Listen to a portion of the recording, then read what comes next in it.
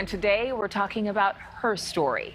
Yes, her story took place thanks to Operation Her Story, an initiative dedicated to highlighting the important contributions of female vets. 93 women from the Vietnam War, Korean War, and even 2 women who served in World War II were able to take a day, all expense paid trip from Chicago to Washington, D.C. to visit the Women's Memorial in Arlington National Cemetery and the Vietnam Women's Memorial on the National Mall, built in their honor. And joining us right now is Gwen Deal, one of the women on that flight.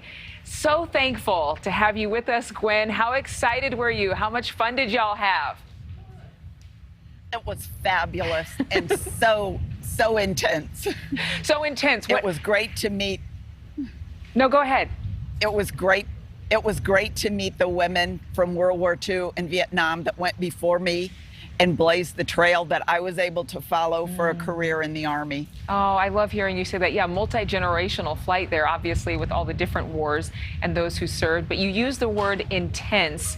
I know that you were honored with applause and salutes, and that had to be humbling. Yes, extremely humbling. We had honor guards from Chicago and Washington, D.C. They blocked traffic for us for our bus motorcade. It was just really neat.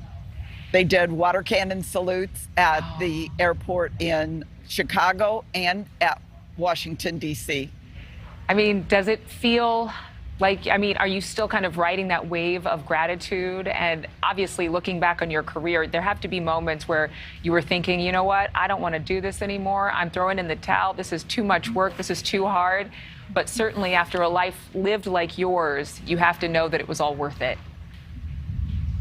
Yes, and I so much appreciate the women whose shoulders I stood on that allowed me to deploy to Desert Storm, because they deployed to Vietnam and into World War II combat areas. We couldn't do it without you. We couldn't have the safety and the peace of mind we have. We're throwing some pictures up on the screen of you actually near some of these memorials and with other ladies. But you've served more than 20 years in the Army. You've been working as a veterans coordinator since the 90s. But for you, what was one of the highlights? What was one of the best things that happened on your day trip? I got to meet Betty, who's a World War II veteran who served from 1946 to 1948. And she was a nurse and just a ball of fire. And then Josephine, who lives at the Mantino Veterans Home, who's 100 years old.